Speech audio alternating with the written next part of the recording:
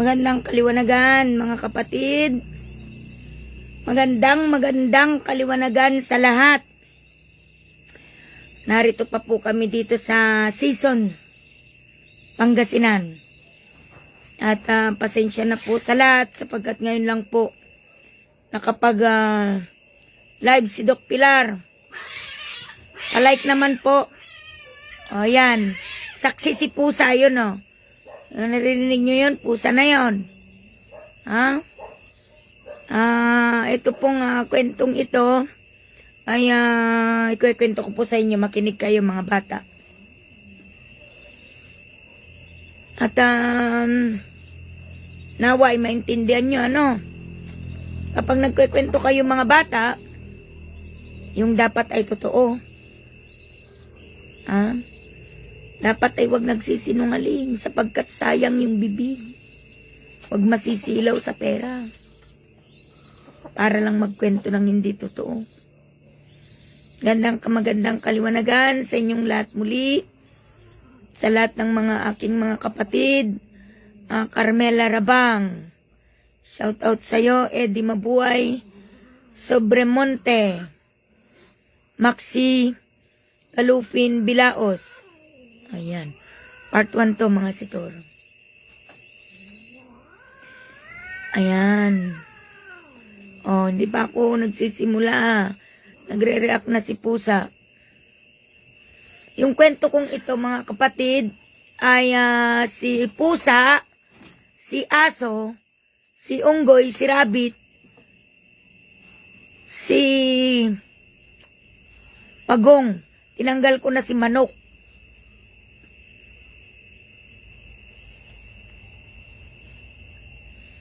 Pwede nyo ring i-share ito mga asitor, mga aking mga mahal na kapatid upang makinig din po yung iba natin na naboboring dyan, ano?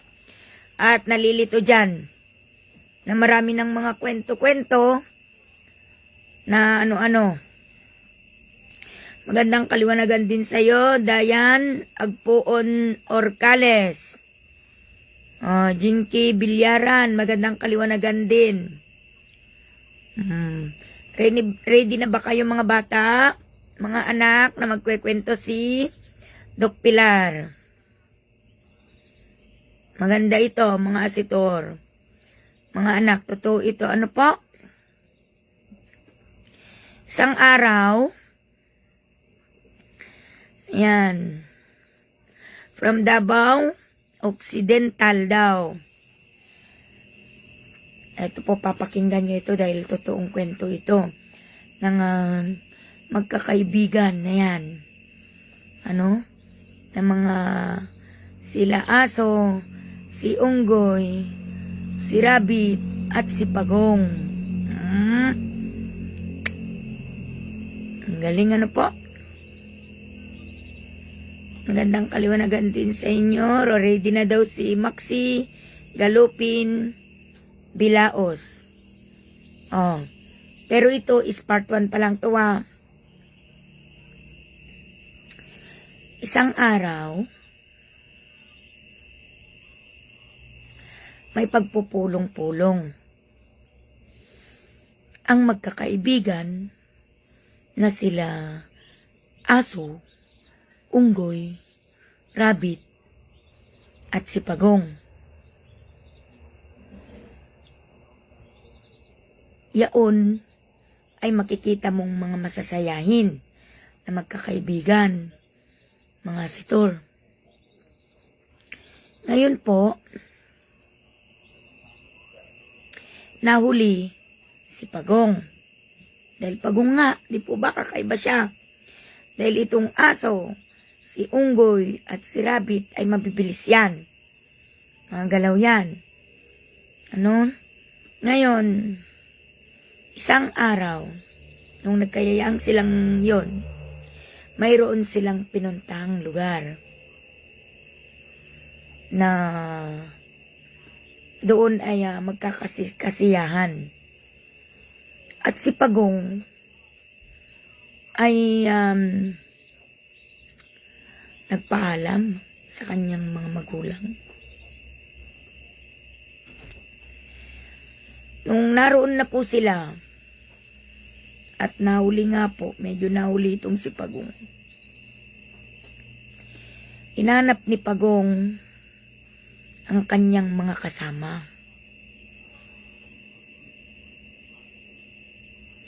Ngayon, siyang tunay, Gariles Magday.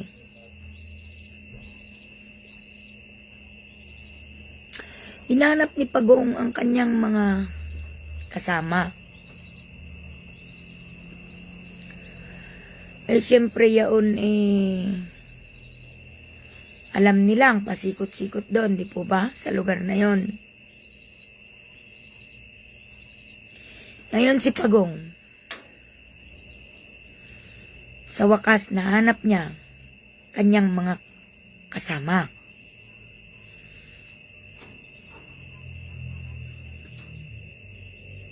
Ngayon, may nakita si Pagong. May nakita si Pagong na hindi mabuti sa kanyang mga mata.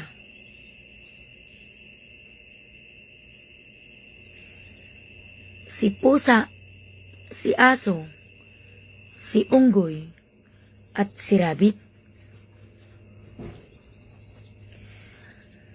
Hindi makayanan ni Pagong ang kanyang nakita. Ngunit ang kanyang mga kaibigan ay pilit na niyayaya sa gawang mali.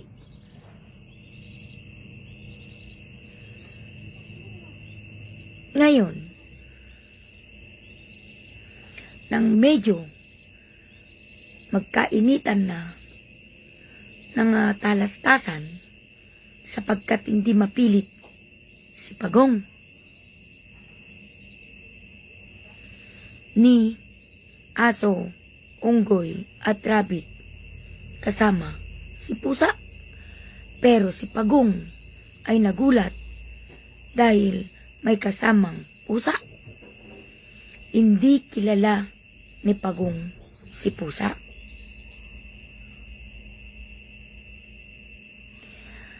Ngayon, nang hindi na makaya ni Pagong ang kanyang nakita at bago ito umalis,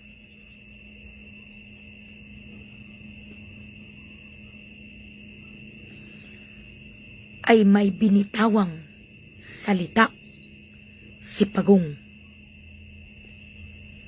Yaun ang kinagalitan ng kanyang mga kaibigan dahil hindi magawa ni Pagong ang pinapagawa at ginagawa ng tatlo niyang kasama.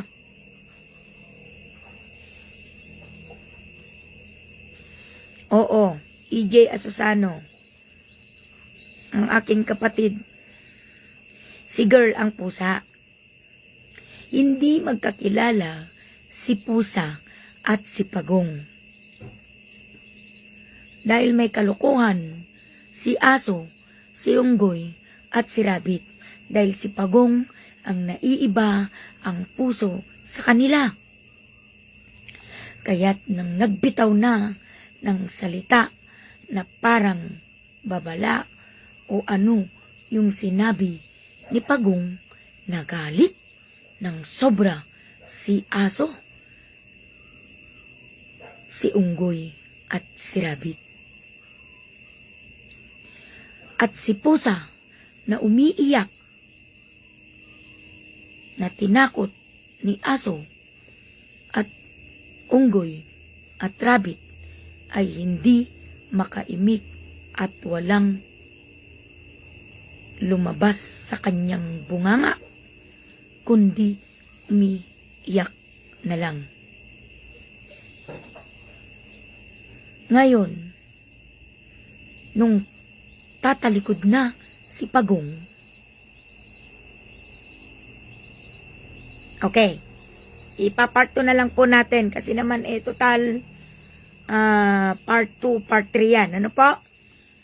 Maraming salamat. Mas maganda na yung nabibitin kayo, pero totoo ito, huwag kayong mag-alala.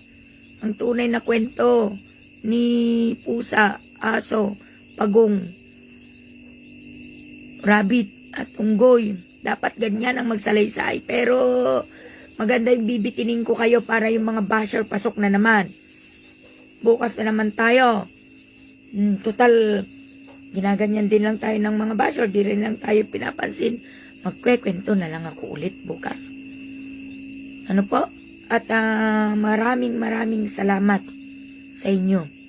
Tandaan nyo, pwede nyong i-share ito dahil totoo ang kwento ni pusa na nakasaksi kay Pagong. Mahabang kwento to. At sila ay nagkikita-kita doon sa maliit na lumang kubo. Doon nakita ni Pagong at nabisto si aso, si unggoy at si rabbit. Maraming salamat. Magandang kaliwanagan sa inyong lahat. Ayan, papasok na naman yung mga kwan dyan.